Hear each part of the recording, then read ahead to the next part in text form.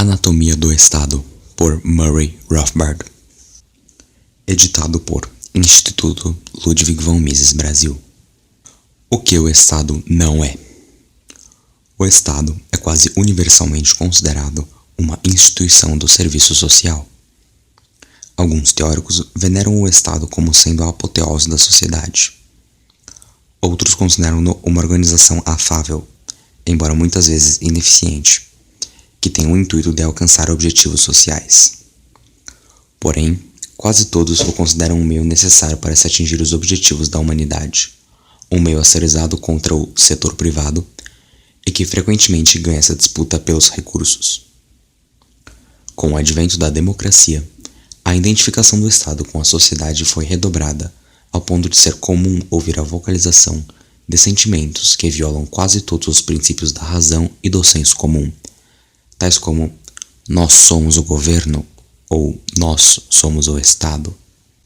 O termo coletivo útil "nós" permite lançar uma camuflagem ideológica sobre a realidade da vida política. Se nós somos o Estado, então qualquer coisa que o Estado faça a um indivíduo é não somente justo e não tirânico, como também voluntário da parte do respectivo indivíduo. Se o Estado incorre numa dívida pública que tem de ser paga através da cobrança de impostos sobre um grupo para benefício de outro, a realidade deste fardo é obscurecida pela afirmação de que devemos a nós mesmos, ou a nossa dívida tem de ser paga. Se o Estado recruta um homem, ou o põe na prisão por opinião dissidente, então ele está fazendo isso a si mesmo, e, como tal, não ocorreu nada de lamentável. Nesta mesma linha de raciocínio, os judeus assassinados pelo governo nazista não foram mortos. Pelo contrário, devem ter cometido suicídio, uma vez que eles eram o governo, que foi eleito democraticamente. E, como tal, qualquer coisa que o governo lhes tenha feito foi voluntário de sua parte. Não seria necessário insistir mais neste ponto. No entanto, a esmagadora maioria das pessoas aceita esta ideia enganosa, em maior ou menor grau. Devemos, portanto, enfatizar a ideia de que nós não somos o Estado. O governo não somos nós. O Estado não representa, de nenhuma forma concreta, a maioria das pessoas. Mas, mesmo que o fizesse, mesmo que 70% das pessoas decidissem assassinar os restantes 30%, isso ainda assim seria um homicídio em massa, e não um suicídio voluntário por parte da minoria chacinada. Não se pode permitir que nenhuma metáfora organicista, nenhuma banalidade irrelevante obscureça este fato essencial. Se, então, o Estado não somos nós, se ele não é a família humana se reunindo para decidir sobre os problemas mútuos, se ele não é uma reunião fraterna ou clube social, o que é, afinal? Em poucas palavras, o Estado é a organização social que visa a manter o monopólio do uso da força e da violência em uma determinada área territorial. Especificamente, é a única organização da sociedade que obtém a sua receita não pela contribuição voluntária ou pelo pagamento de serviços fornecidos, mas sim por meio da coerção. Enquanto os outros indivíduos ou instituições obtêm o seu rendimento por meio da produção de bens e serviços e da venda voluntária e pacífica desses bens e serviços ao próximo, o Estado obtém o seu rendimento através do uso da coerção, isto é, pelo uso e pela ameaça de prisão e pelo uso das armas. Depois de usar a força e a violência para obter a sua receita, o Estado geralmente passa a regular e a ditar as outras ações dos seus súditos. Poderíamos pensar que a simples observação de todos os estados ao longo da história e de todo o globo seria prova suficiente para esta afirmação. Mas o miasma do mito incrustou-se na atividade do Estado há tanto tempo que se torna necessária uma elaboração. O que o Estado é? O ser humano nasce indefeso e, como tal, precisa utilizar a sua mente para aprender a como obter os recursos que a natureza lhe oferece e a como transformá-los, por exemplo, através do investimento em capital, em objeto e em locais, de modo que possam ser utilizados para a satisfação das suas necessidades e para a melhoria do seu padrão de vida. A única forma por meio da qual o ser humano pode fazer isto é através do uso da sua mente e da sua energia para transformar os recursos, produção, e da troca destes produtos por produtos criados pelos outros. O ser humano descobriu que, por meio do processo de troca mútua e voluntária, comércio, a produtividade e, logo, o padrão de vida de todos os participantes dessa troca pode aumentar significativamente. Portanto, o único caminho natural para o ser humano sobreviver e alcançar a prosperidade é utilizando sua mente e energia para se envolver no processo de produção e troca. Ele realiza isto, primeiro, encontrando recursos naturais. Segundo, transformando-os, misturando seu trabalho a eles, tal como disse John Locke, fazendo deles a sua propriedade individual, e depois trocando essa propriedade pela propriedade de outros, que foi obtida de forma semelhante.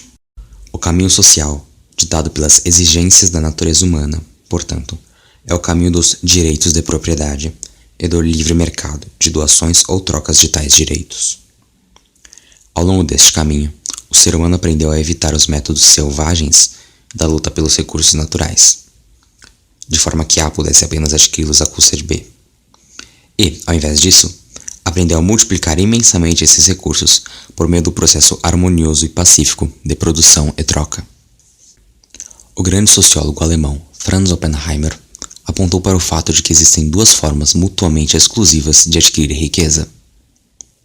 A primeira, a forma referida acima, de produção e troca, ele chamou de meio econômico. A outra forma é mais simples, na medida em que não requer produtividade. É a forma em que se confisca os bens e serviços do outro, através do uso da força e violência. É o método do confisco unilateral, do roubo da propriedade dos outros. A este método, Oppenheimer rotulou de o meio político de aquisição de riqueza. Deve estar claro que o uso pacífico da razão e da energia na produção é o caminho natural para o homem. São os meios para a sua sobrevivência e prosperidade nesta terra. Deve estar igualmente claro que o meio coercivo, explorador, é contrário à lei natural. É parasítico, pois em vez de adicionar à produção, apenas subtrai. O meio político desvia a produção para um indivíduo, ou grupo de indivíduos, parasita e destrutivo. Este desvio não só subtrai da quantidade produzida, como também reduz o incentivo do produtor para produzir além de sua própria subsistência. No longo prazo, o ladrão destrói a sua própria subsistência ao diminuir ou eliminar a fonte do seu próprio suprimento. Mas não só isso. Mesmo no curto prazo, o predador age contrariamente à sua natureza como ser humano. Estamos agora em uma posição que nos permite responder mais satisfatoriamente à questão: o que é o Estado?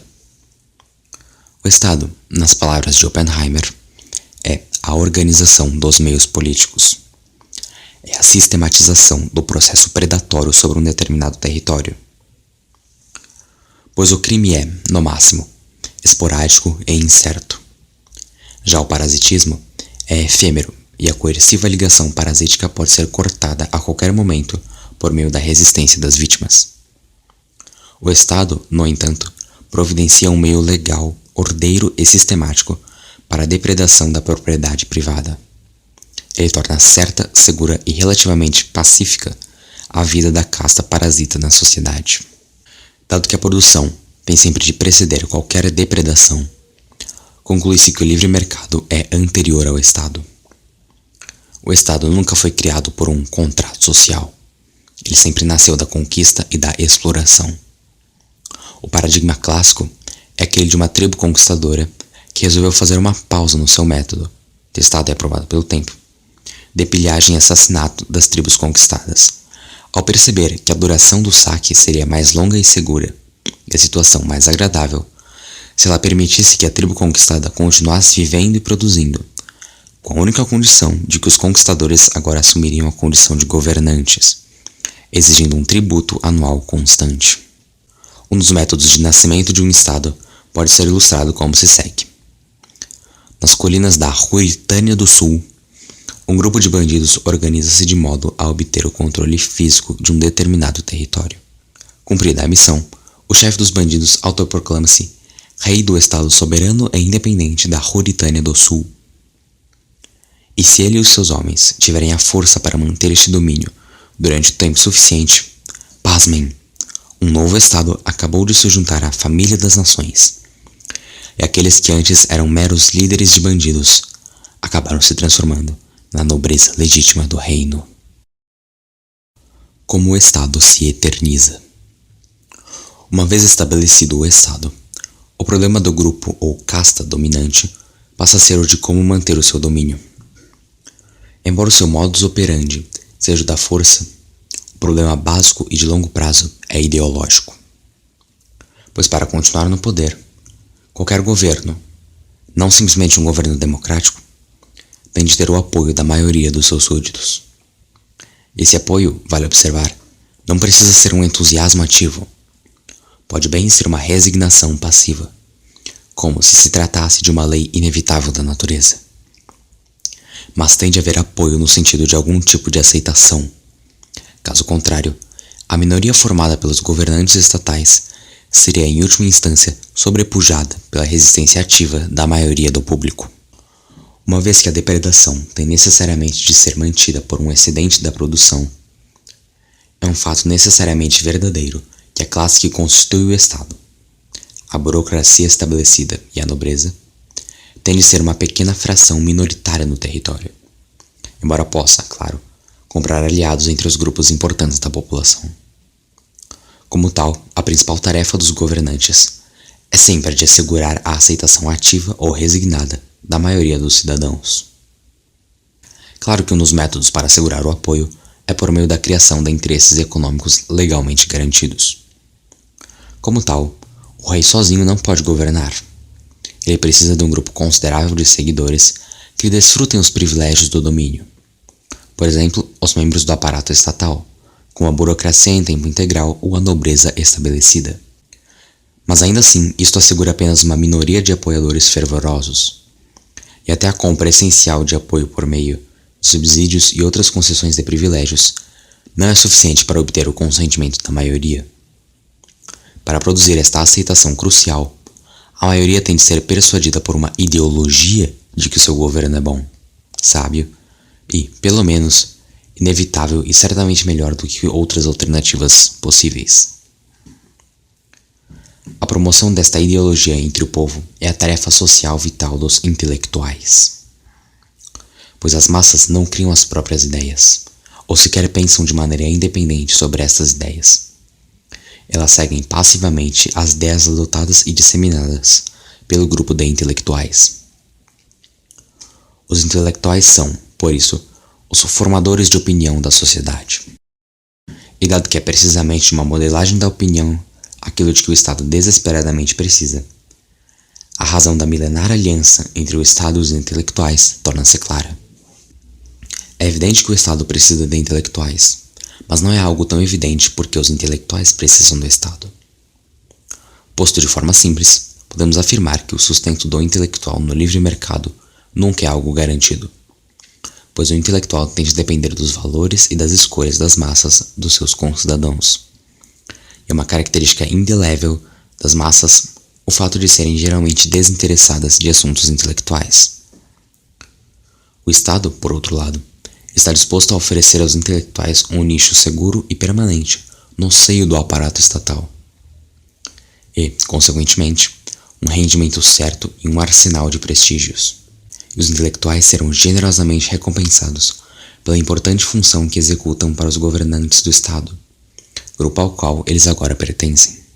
A aliança entre o Estado e os intelectuais ficou simbolizada, no século XIX, no desejo ardente dos professores da Universidade de Berlim em formar o apoio intelectual da Casa de Hohenzollern.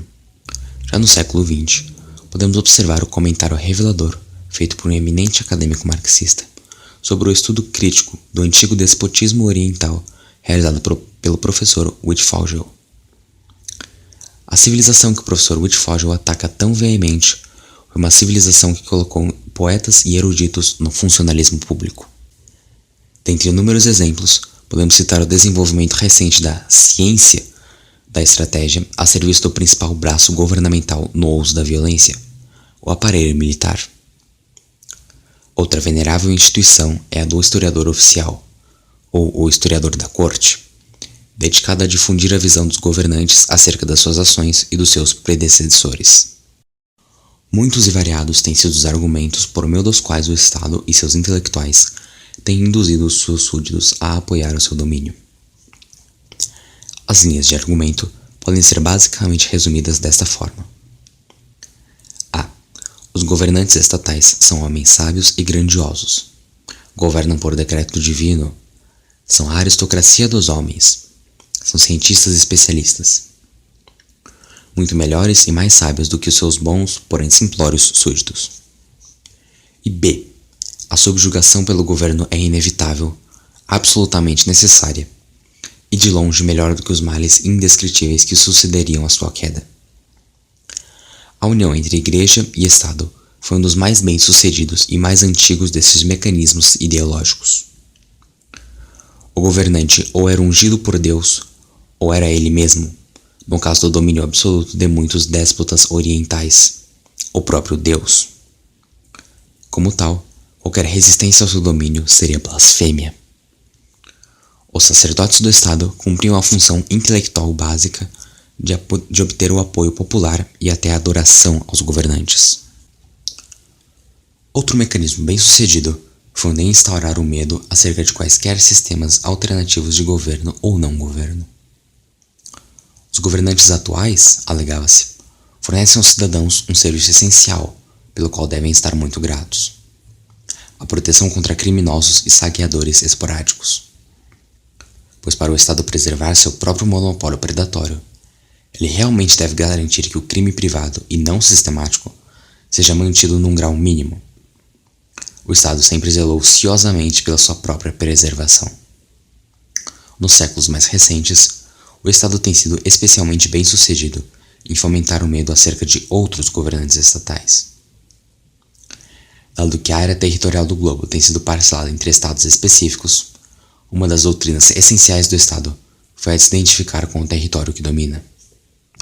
Uma vez que a maioria das pessoas tende a amar a sua terra natal, a identificação desta terra e do seu povo com o Estado foi um meio de usar o patriotismo natural para benefício do próprio Estado. Se a Mauritânia estivesse sendo atacada pela Moldávia, a primeira função do Estado e dos seus intelectuais seria convencer as pessoas da Mauritânia que o ataque era dirigido a eles e não apenas à casta dominante.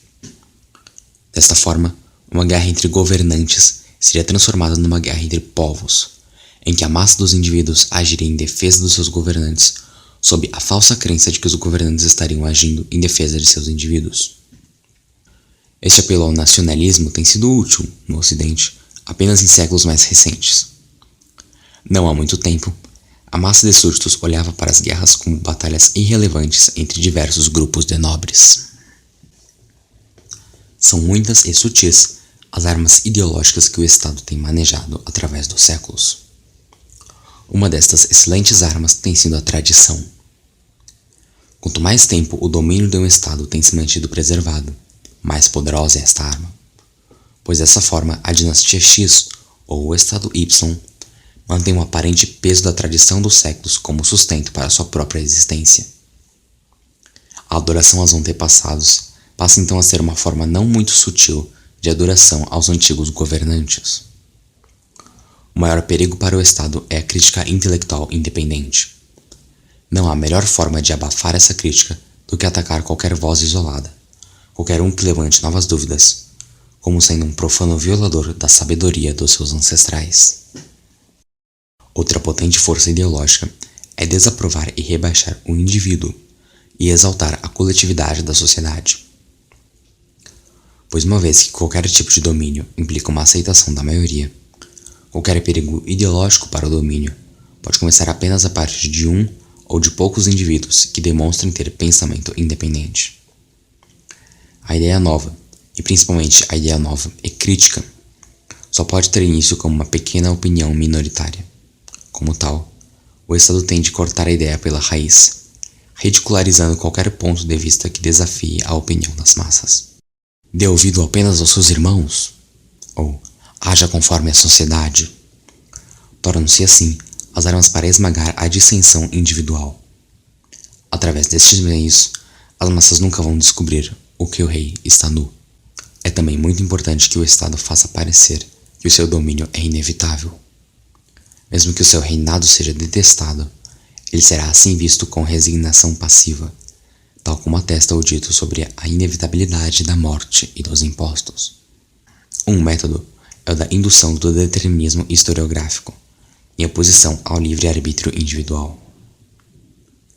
Se a dinastia X nos governa, é porque as inexoráveis leis da história, ou a vontade divina, ou o absoluto, ou as forças materiais produtivas, assim determinaram. E nada que uns indivíduos insignificantes possam fazer será capaz de alterar esse decreto inevitável. É também importante para o Estado inculcar nos seus súditos uma aversão a qualquer teoria da conspiração da história, pois uma busca por conspirações significa uma busca por motivos e uma atribuição de responsabilidade por delitos históricos. Se, contudo, qualquer tirania imposta pelo Estado, ou corrupção, ou agressão militar, foi causada não pelos governantes estatais, mas sim por forças sociais misteriosas e ocultas, ou pelo arranjo imperfeito do mundo, ou se, de alguma forma, todos foram responsáveis, então não há qualquer razão para as pessoas ficarem indignadas ou se insurgirem contra tais delitos. Ademais, um ataque às teorias da conspiração tem como objetivo fazer com que os súditos se tornem mais crédulos em relação às razões de bem-estar geral, que são sempre apresentadas pelo Estado como justificativa para os seus atos despóticos. Uma teoria da conspiração pode perturbar o sistema ao fazer com que o público desconfie da propaganda ideológica do Estado. Outro velho e eficaz método para curvar os súditos à vontade do Estado é a indução da culpa. Qualquer aumento do bem-estar privado pode ser atacado como ganância inaceitável, materialismo ou riqueza excessiva. O lucro pode ser atacado como exploração e agiotagem. As trocas mutuamente benéficas são denunciadas como egoístas, chegando-se sempre, de alguma forma, à conclusão de que mais recursos devem ser retirados do setor privado e desviados para o setor público. A culpa induzida torna o público mais suscetível a aceitar esta transferência, pois ao passo que indivíduos tendem a se entregar à cobiça egoísta, a incapacidade dos governantes estatais em realizar trocas voluntárias supostamente significa sua devoção a causas mais nobres e elevadas. A depredação parasítica seria assim uma atitude aparentemente mais elevada, estética e moralmente, do que o trabalho pacífico e produtivo. Na nossa atual e mais secular época, o direito divino do Estado foi suplantado pela invocação de um novo Deus, a ciência. O governo estatal é agora proclamado como ultracientífico, como constituído por um painel de especialistas. Mas mesmo com a razão sendo mais invocada hoje do que em séculos passados, essa não é a verdadeira razão do indivíduo e do exercício de seu livre-arbítrio. É ainda a razão coletivista e determinista, que implica sempre agregados holísticos e a manipulação coerciva de surtos passivos feitas pelos seus governantes. O aumento do uso de jargões científicos permitiu aos intelectuais do Estado tecer justificativas obscurantistas para o domínio estatal, as quais teriam sido imediatamente recebidas com zombaria e escárnio pela população de uma época mais simples. Um assaltante que justificasse o seu roubo dizendo que na verdade ajudou as suas vítimas, pois o gasto que fez com o dinheiro trouxe um estímulo ao comércio, teria convencido pouca gente. Mas quando essa teoria se veste com equações keynesianas e referências impressivas ao efeito multiplicador, ela infelizmente é recebida com maior respeito. E assim prossegue o ataque ao bom senso, em cada época realizado de maneira diferente. Por conseguinte, sendo o apoio ideológico indispensável para a manutenção do Estado, este é incessantemente obrigado a impressionar o público com a sua legitimidade, de forma a distinguir suas atividades daquelas praticadas por uma mera quadrilha de mafiosos. A ininterrupta determinação dos seus ataques ao senso comum não é acidental, pois, como afirmou vividamente Mencken, o homem comum, quaisquer que sejam as suas falhas, pelo menos vê claramente que o governo é algo que existe à parte de si e à parte da maioria dos seus concidadãos, que o governo é um poder separado, independente e hostil, apenas parcialmente sob o seu controle e capaz de prejudicá-lo seriamente.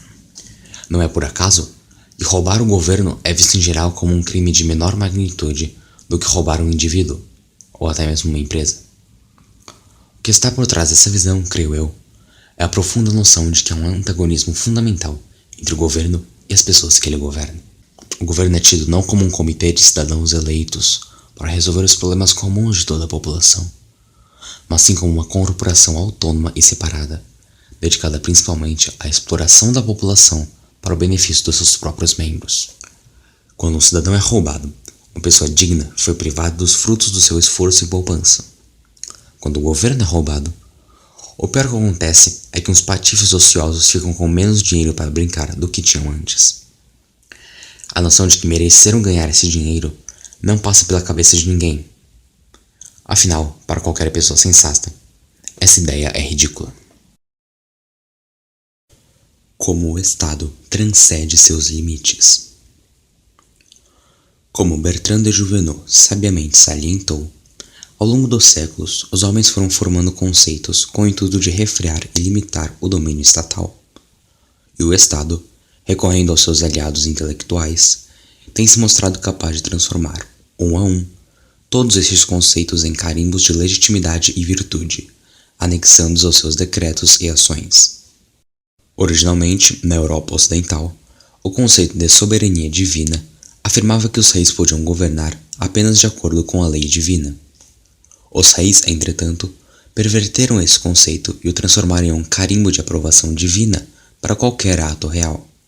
O conceito de democracia parlamentar começou como uma restrição popular ao domínio monárquico absoluto, e terminou com o parlamento não apenas se tornando parte essencial do Estado, como também a manifestação da plena soberania deste. Tal como de Jouvenot concluiu, muitos escritores interessados nas teorias da soberania se debruçaram sobre estes mecanismos restritivos. Mas, por fim, cada uma dessas teorias perdeu, mais cedo ou mais tarde, o seu propósito original, e acabou por funcionar como um trampolim para o poder, provendo-lhe a ajuda poderosa de um soberano invisível com o qual ele podia, com o passar do tempo, se identificar por completo. O mesmo aconteceu com doutrinas mais específicas. Os direitos naturais do indivíduo, consagrados por John Locke e pela Carta dos Direitos, Bill of Rights, converteram-se no estatista direito a um emprego.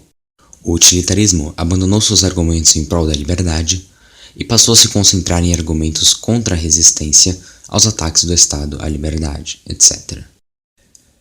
É certo que a mais ambiciosa tentativa de impor limites ao Estado foi a Carta dos Direitos e outras partes restritivas da Constituição americana, na qual foram escritos limites explícitos ao governo, os quais deveriam servir como lei fundamental a ser interpretada por um sistema judicial supostamente independente dos outros ramos do governo. Todos os americanos estão cientes do processo ao longo do qual esta construção de limites, presentes na Constituição, foi sendo alargada de modo inexorável durante o século passado. Mas poucos foram tão perspicazes como o professor Charles Black em notar que, neste processo, o Estado transformou a própria revisão judicial, a qual, de um mecanismo limitador, passou a ser cada vez mais um instrumento que provê legitimidade ideológica às ações do governo. Pois, se um decreto judicial de inconstitucionalidade é um poderoso entrave ao poder do governo, um veredito implícito ou explícito de constitucionalidade é uma arma poderosa para promover a aceitação pública de um crescente poder governamental. O professor Black começa sua análise indicando a necessidade crucial da legitimidade para que qualquer governo sobreviva, sendo que essa legitimidade corresponde a uma aceitação majoritária básica do governo e de suas ações. A aceitação da legitimidade torna-se um problema peculiar em um país como os Estados Unidos, em que foram colocadas limitações substanciais na teoria sobre a qual o governo se baseia. O que é preciso, acrescenta Black, é o meio pelo qual o governo possa assegurar ao público que a expansão de seus poderes é de fato constitucional. E isto, conclui, tem sido a principal função histórica da revisão judicial. Deixemos Black ilustrar o problema. A ameaça suprema para o governo é a ampla disseminação de um sentimento de ultraje e desafeição entre a população, e a consequente perda de autoridade moral por parte do governo, independentemente de quanto tempo ele consiga mantê-la pela força ou pela inércia, ou pela simples falta de uma alternativa atraente e imediatamente disponível. Quase todas as pessoas que vivem sob um governo com poderes limitados serão, cedo ou tarde, sujeitados a alguma ação governamental que, em sua opinião, consideram estar além do poder do governo, ou mesmo totalmente proibida ao governo. Um homem pode ser conscrito, embora não encontre nada na Constituição autorizando o recrutamento para o serviço militar obrigatório. A um agricultor é dito o quanto ele pode produzir de trigo. Ele acredita. E descobre que alguns advogados dos respeitáveis partilham desta crença de que o governo tem o direito tanto dele dizer o quanto de trigo ele pode produzir, como dele dizer com quem é que a sua filha se pode casar. Um homem vai para a cadeia por dizer o que quer e entra em sua cela proferindo: o Congresso não passará quaisquer leis que limitem a liberdade de expressão. A um comerciante é dito o quanto pode cobrar e quanto tem de cobrar por leite desnatado. Existe uma ameaça real que cada uma destas pessoas, e quem não se encontra entre elas, chegue a um momento em que irá confrontar o conceito de limite do poder governamental com a realidade, tal como a vê, da flagrante transgressão dos limites efetivos, e que tira a conclusão óbvia acerca do status do governo em relação à legitimidade. Esta ameaça é afastada pelo Estado por meio da propaganda doutrinal de que uma agência terá de ter a decisão final no que diz respeito à constitucionalidade. É que esta agência, em última análise, terá de fazer parte do Estado. Pois, embora a aparente independência do Poder Judicial tenha desempenhado um papel vital em fazer com que as suas ações pareçam sagradas para o grosso da população, é também, e cada vez mais, verdade que o Poder Judicial é uma parte essencial do aparato governamental e é designada pelos ramos legislativo e executivo. Black admite que isso significa que o Estado se colocou no papel de juiz da sua própria causa, violando assim o princípio jurídico básico de se procurar chegar a decisões justas. Ele nega peremptoriamente a possibilidade de qualquer alternativa. Black acrescenta: o problema, então, é criar meios de decisão governamental que possam, esperamos, reduzir a um mínimo tolerável a intensidade da objeção ao governo ser juiz de sua própria causa. Tendo feito isto, podemos apenas ter a esperança de que esta objeção, embora ainda teoricamente sustentável, perca força efetiva, até o ponto que o trabalho de legitimação das instituições de decisão possa ganhar aceitação. Em sua última análise, Black considera que, dado o fato de que o Estado perpetuamente julga em sua própria defesa, ele conseguir desta forma chegar a decisões justas e legítimas seria algo milagroso. Aplicando a sua tese ao famoso conflito entre a Corte Suprema e o New Deal, o professor Black repreende de forma ríspida os seus companheiros pró-New Deal pela sua falta de visão, que denunciaram a obstrução judicial. A versão padrão da história entre o New Deal e a Suprema Corte, embora de certa maneira acurada, enfatiza a questão errada. Concentra-se nas dificuldades e quase se esquece do resultado que acabou por ser produzido. A consequência dessa história foi que, e isto é o que eu gosto de enfatizar, após cerca de 20 meses a opor-se, a Suprema Corte, sem uma única alteração na lei de sua autoria, ou sequer em seus membros, colocou o selo afirmativo de legitimidade no New Deal, chancelando uma concepção completamente nova de governo nos EUA. Dessa forma, a Suprema Corte foi capaz de silenciar a grande massa de americanos que vinha demonstrando fortes objeções constitucionais ao New Deal. Claro que nem todos ficaram satisfeitos. O mito do laissez-faire constitucionalmente ordenado ainda acalenta o coração de alguns sonhadores na terra da irrealidade raivosa. Mas já não há qualquer dúvida no público, perigosa ou significativa, quanto ao poder constitucional do Congresso para lidar como lida com a economia nacional. Não havia qualquer outro meio, senão a Suprema Corte, para conceder legitimidade ao New Deal. Como Black reconhece, um dos maiores teóricos políticos que constatou, e muito antes que outros, a brecha flagrante em fazer com que um limite constitucional ao governo esteja sob o poder da interpretação final da Suprema Corte, foi John C. Calhoun. Calhoun não se contentou com um milagre, e prosseguiu com uma profunda análise do problema constitucional. No seu trabalho intitulado Disquisition, Calhoun demonstrou a tendência inerente do Estado a ultrapassar os limites de uma Constituição. Uma Constituição escrita certamente possui muitas vantagens importantes, mas é um erro crasso supor que a mera inserção de provisões para restringir e limitar o poder do governo, sem dotar aqueles para quem as provisões são inseridas com os meios para impor o seu cumprimento, será suficiente para prevenir que os partidos maiores e dominantes abusem dos seus poderes. Uma vez na posse do governo, os partidos, pela mesma natureza humana que justifica a necessidade de um governo para proteger a sociedade, serão a favor dos poderes concedidos pela Constituição e opor-se às restrições que visam limitá-los. Os partidos mais fracos ou minoritários, pelo contrário, irão tomar a posição oposta e considerá-las, as restrições, como essenciais para a proteção contra a atuação do partido dominante. Mas isso não haver meios pelos quais eles possam levar o partido maior a obedecer às restrições, o único recurso que sobra será o de manter uma interpretação estrita da Constituição. A isto, o partido dominante irá opor-se com uma visão permissiva da Constituição.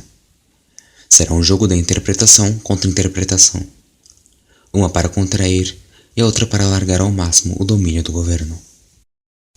Mas qual o benefício da visão rigorosa do partido minoritário, face à visão permissiva do partido majoritário, quando este tem todo o poder do governo para colocar em prática a sua visão, ao passo que o primeiro se encontra privado de qualquer meio para concretizar a sua visão? Em uma disputa tão desigual, o resultado não será difícil de prever. O partido a favor das restrições será derrotado. O final da disputa será a subversão da Constituição. As restrições serão por fim anuladas, e o governo será convertido em um governo com poderes ilimitados. Um dos poucos cientistas políticos que valorizou a análise de Calhoun foi o professor J. Allen Smith. Smith notou que a Constituição foi concebida como um sistema de pesos e contrapesos para limitar qualquer poder governamental. Contudo, foi criada uma Suprema Corte com um monopólio sobre o poder final da interpretação. Se o governo federal foi criado para limitar as invasões da liberdade individual por parte de cada estado, quem é que limita o poder federal? Smith sustenta que, implícita na ideia de um sistema de pesos e contrapesos da Constituição, está a concomitante visão de que não se pode considerar nenhum ramo do governo o poder final da interpretação. O povo assumiu que ao novo governo não seria permitido determinar os limites da sua própria autoridade, uma vez que isso tornaria o próprio governo, e não a Constituição, supremo. A solução proposta por Calhoun, e apoiada no século XX por escritores como Smith, foi, claro, a famosa doutrina da maioria concomitante. Se qualquer interesse minoritário substancial, especificamente um governo estadual, acreditasse que o governo federal estivesse excedendo seus poderes e sobrepondo-se a esta minoria, a minoria teria o direito de veto deste exercício de poder, baseando-se na sua inconstitucionalidade. Aplicado aos governos estaduais, esta teoria implicava o direito à anulação da lei ou decisão federal dentro da jurisdição de um determinado estado. Teoricamente, o sistema constitucional resultante assegurava que o governo federal colocasse entraves a qualquer invasão dos estados aos direitos individuais, ao passo que os estados restringiriam o poder federal excessivo sobre o indivíduo. No entanto, embora as limitações fossem naquela época mais eficazes do que são atualmente, há muitas dificuldades e problemas na solução de Calhoun. Se, de fato, o interesse subordinado deve legitimamente ter o poder de veto sobre um assunto que lhe diz respeito, por que parar nos estados? Por que não colocar o poder de veto nos municípios, nas cidades, nos bairros? Além do mais, os interesses não são apenas regionais, mas também profissionais, sociais, etc. E quanto aos padeiros ou aos taxistas ou qualquer outra profissão? Não deveriam eles poder vetar qualquer legislação que afete suas próprias vidas? Isto nos leva a um ponto crucial. A teoria da anulação confina suas restrições às próprias agências do governo. Não esqueçamos que os governos federal e estaduais, e os seus respectivos ramos, são ainda estados. E, como tal, são ainda guiados pelo seu interesse estatal próprio, e não pelos interesses dos cidadãos civis. o que impede que o sistema de Calhoun funcione de forma contrária, com os estados tiranizando seus cidadãos e vetando o governo federal sempre que este tente intervir no sentido de restringir essa tirania? Ou de os estados estaduais se alinharem à tirania federal? O que impede os governos estaduais e o governo federal de formarem alianças mutuamente lucrativas para explorarem em conjunto os cidadãos? E mesmo que as associações profissionais privadas ganhassem algum tipo de representação funcional no governo, o que impediria que elas utilizassem o Estado para obter subsídios e outros privilégios para si mesmas, ou para se imporem compulsivamente aos seus próprios membros? Em resumo, Calhoun não leva a sua inovadora teoria da concordância suficientemente longe. Ele não a leva até o próprio indivíduo. Afinal, são os direitos do indivíduo que devem ser protegidos. Então, uma teoria da concordância implicaria que o poder de veto pertencesse a cada indivíduo, ou seja, uma forma de princípio da unanimidade. Quando Calhoun escreveu que seria impossível instituir ou manter um governo sem o consentimento de todos, ele estava implicitamente, ainda que não intencionalmente, sugerindo justamente esta conclusão. Mas tal especulação começa a nos levar para longe do assunto em questão, pois indo por este caminho encontramos sistemas políticos que dificilmente poderiam ser chamados estatais. Para começar, assim como o direito de anulação de um Estado implica logicamente o seu direito à secessão, também o direito de anulação individual implicaria o direito de qualquer indivíduo se separar do Estado sob o qual vive.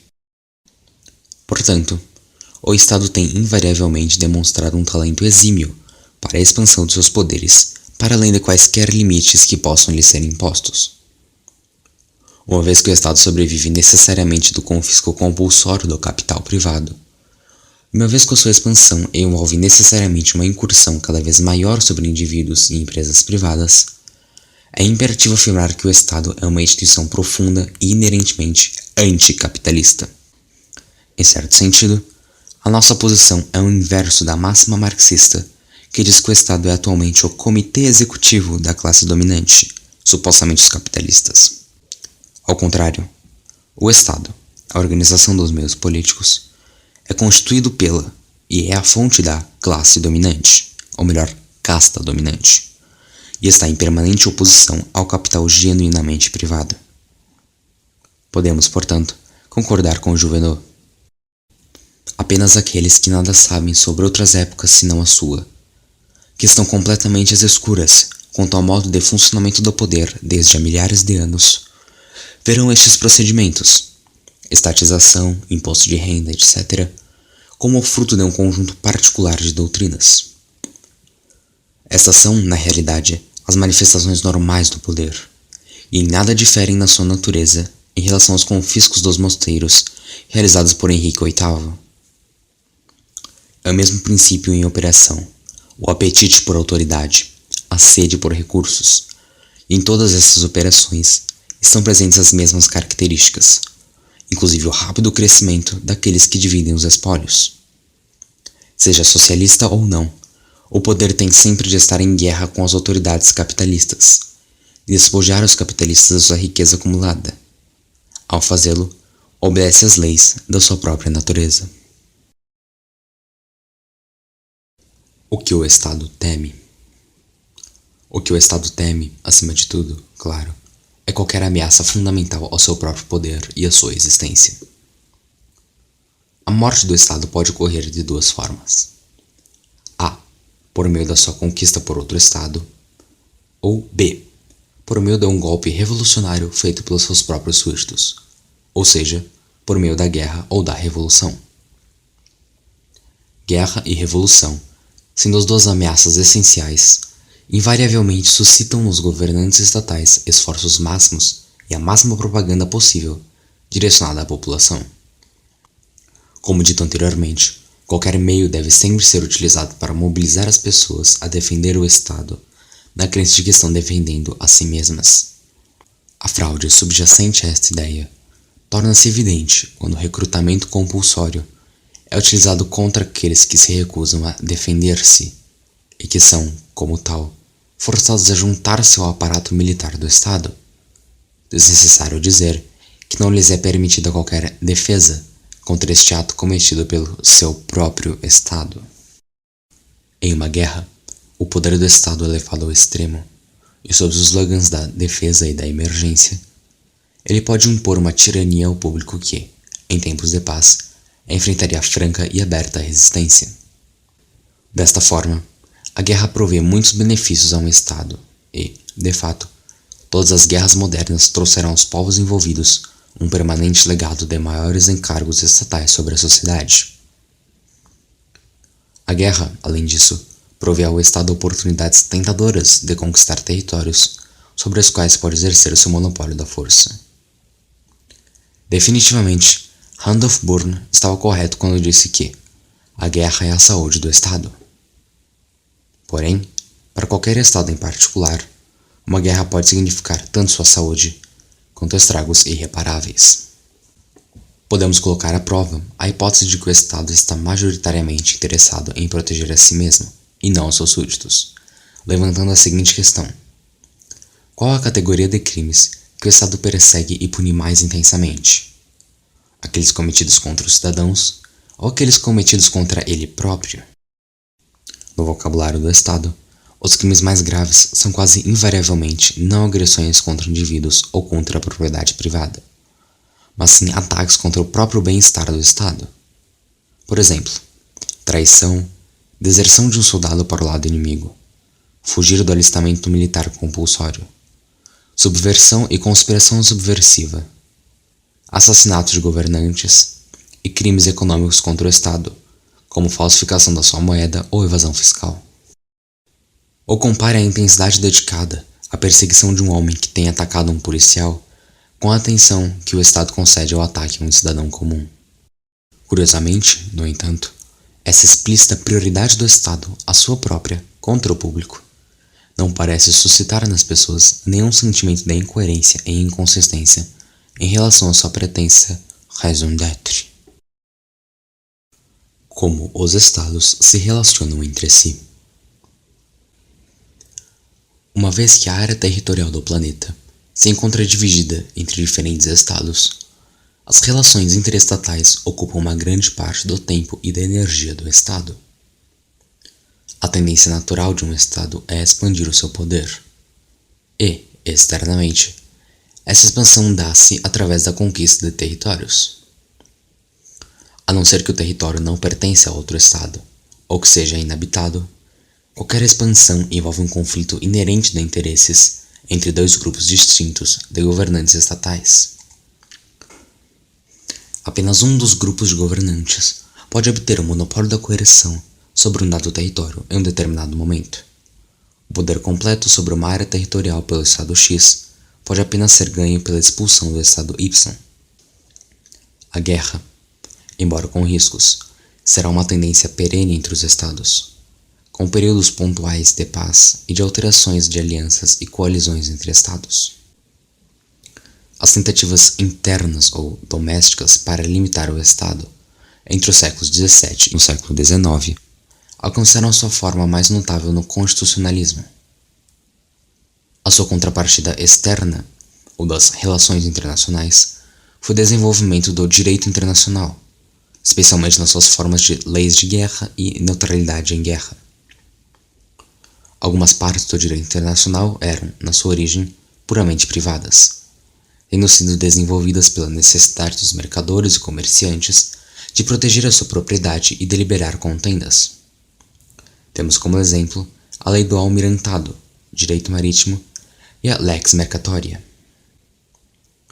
Mas até as regras governamentais surgiram voluntariamente, sem nunca terem sido impostas por qualquer superestado.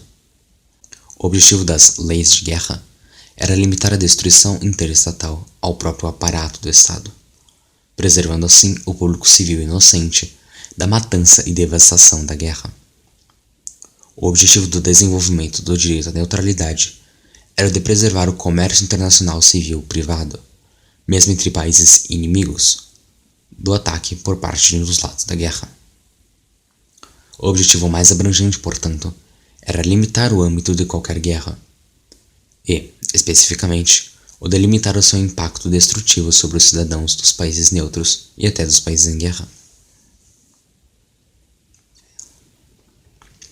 O jurista F.J.P. Vell descreve graciosamente uma dessas guerras civilizadas que floresceram por um breve período na Itália durante o século XV. Os burgueses ricos e os mercadores da Itália medieval estavam demasiado ocupados ganhando dinheiro e aproveitando a vida para se comprometerem pessoalmente com as durezas e os perigos da guerra. Por isso, adotaram a prática de contratar mercenários para lutar suas guerras por eles. E, sendo frugais, pessoas de negócio, dispensavam os mercenários assim que os seus serviços se tornavam desnecessários. As guerras eram, portanto, lutadas por exércitos contratados para cada empreitada. Pela primeira vez, ser soldado tornou-se uma profissão razoável e relativamente segura. Os generais desse período manobravam uns contra os outros, frequentemente com grande perícia. Mas quando um obtinha uma posição de vantagem, o seu oponente batia em retirada ou rendia-se. Era uma regra aceita e reconhecida, que uma cidade só podia ser saqueada se oferecesse resistência, a imunidade podendo sempre ser adquirida por meio do pagamento de um resgate. Uma das consequências naturais era que nunca nenhuma cidade oferecia resistência, sendo óbvio que um governo demasiado fraco para defender os seus cidadãos não merecia a sua lealdade. Os civis tinham pouco a temer dos perigos da guerra, que dizia respeito apenas aos soldados profissionais. A quase absoluta separação entre o indivíduo civil e as guerras do Estado na Europa do século XVIII é realçada por Neff. Nem as comunicações postais eram devidamente cortadas por muito tempo em períodos da guerra. As cartas circulavam sem censura, com uma liberdade que surpreende para a mentalidade do século XX. Os cidadãos de duas nações em guerra conversavam entre si quando se encontravam, e, quando não se encontravam, correspondiam-se, não como inimigos, mas como amigos. A noção moderna de que os súditos de um país inimigo são parcialmente responsáveis pelos atos beligerantes dos seus governantes era praticamente inexistente. Nem os governantes em conflito tinham qualquer intenção real de cortar as comunicações com os súditos do inimigo. As antigas práticas inquisitoriais de espionagem relacionadas ao culto religioso e à fé estavam desaparecendo, e não se imaginava sequer qualquer prática comparável de inquisição em relação a comunicações políticas ou econômicas. O passaporte foi originalmente criado para prover uma imunidade oficial em tempo de guerra. Durante a maior parte do século XVIII, raramente um europeu desistia das suas viagens a um país estrangeiro contra o qual seu próprio estava em guerra. E sendo o comércio crescentemente reconhecido como benéfico para ambas as partes, os períodos de guerra do século XVIII incluíam também uma considerável quantidade de comércio com o inimigo. Não é preciso nem entrar nos detalhes de quantos estados transcenderam as regras da guerra civilizada no século XX. Na era moderna da guerra total, combinada com a tecnologia da destruição total, a própria ideia de manter a guerra limitada ao aparato estatal parece ainda mais antiquada e obsoleta do que a Constituição original dos Estados Unidos. Quando os estados não estão em guerra, acordos são frequentemente necessários para manter as desavenças ao mínimo. Uma doutrina que curiosamente ganhou uma grande aceitação é a suposta santidade dos tratados. Este conceito é visto como a contrapartida da santidade do contrato. Mas um tratado nada tem em comum com um contrato genuíno. Um contrato transfere, de forma definida, títulos sobre a propriedade privada. Uma vez que um governo não é o proprietário, em nenhum sentido legítimo, da sua área territorial, nenhum acordo que ele possa fazer irá conferir títulos de propriedade. Se, por exemplo, João vender ou doar a sua terra a José, o herdeiro de João não pode legitimamente ir até o herdeiro de José e dizer que a terra é sua. O título de propriedade já foi transferido. O contrato do velho João está automaticamente vinculado ao herdeiro de João, pois o velho João já havia transferido a propriedade. O herdeiro de João pode apenas reivindicar aquilo que herdou do velho João, e o velho João pode apenas legar a propriedade que ainda lhe pertence. Mas se, em uma determinada data, o governo da, digamos, Ruritânia é coagido ou até mesmo subornado pelo governo da Moldávia para ceder parte do território, é absurdo afirmar que os governos ou os habitantes dos dois países estão para sempre impedidos de exigir a reunificação da Mauritânia por causa da santidade do tratado. Nem as pessoas, nem a terra do noroeste da Mauritânia pertencem a qualquer um dos dois governos. Como corolário, um governo definitivamente não pode vincular, baseando-se em propriedades consideradas inalienáveis, um governo seguinte por meio de um tratado. Similarmente, um governo revolucionário que tenha derrubado o rei da Mauritânia não pode ser responsabilizado pelas ações e dívidas do rei, pois um governo não é, como é uma criança, um verdadeiro herdeiro da propriedade do seu predecessor. A história como uma batalha entre o poder estatal e o poder social. Assim como as duas inter-relações humanas básicas e mutuamente exclusivas são a cooperação pacífica ou a exploração coerciva, produção ou depredação, a história da humanidade, em particular a sua história econômica, também pode ser considerada uma disputa entre esses dois princípios. De um lado, existe a produtividade criativa, as trocas pacíficas e a cooperação. De outro, o despotismo coercivo e a depredação das relações sociais. Albert J. Nock apelidou essas duas forças concorrentes com os termos poder social e poder estatal. O poder social é o poder do homem sobre a natureza, sua transformação cooperativa dos recursos naturais e a compreensão racional das leis da natureza, para o benefício de todos os indivíduos participantes. O poder social é o poder sobre a natureza, o alcançar de um melhor padrão de vida por meio da troca mútua entre os homens. Já o poder estatal, como vimos, é a apropriação coerciva e parasítica desta produção, uma drenagem dos frutos da sociedade para o benefício de indivíduos não produtivos, na verdade, antiprodutivos, os quais se impõem como governantes. Ao passo que o poder social é exercido sobre a natureza, o poder estatal é o poder exercido sobre o homem. Ao longo da história, as forças criativas e produtivas do homem têm, repetidamente, aberto caminho a novas formas de transformar a natureza para seu benefício. Isso ocorreu nos momentos em que o poder social conseguiu se manter à frente do poder estatal, momentos em que a invasão do Estado sobre a sociedade foi consideravelmente diminuída.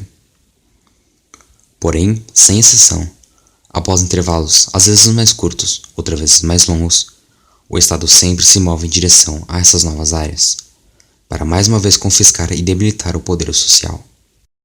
Se o período entre o século XVII e o século XIX foi, para muitos dos países ocidentais, uma época de crescimento do poder social, com um consequente aumento da liberdade, da paz e do bem-estar material, o século XX foi principalmente uma era em que o poder estatal foi recuperando o poder que havia perdido, com uma consequente reversão rumo à escravidão, à guerra e à destruição.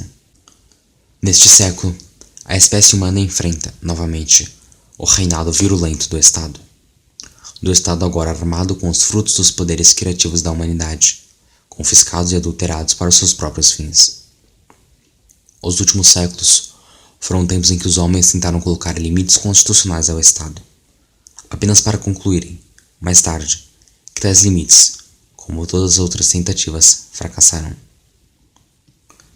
Dentre todas as numerosas formas que governos assumiram ao longo dos séculos, entre todos os conceitos e instituições que foram experimentados, nenhum conseguiu manter o Estado sob controle.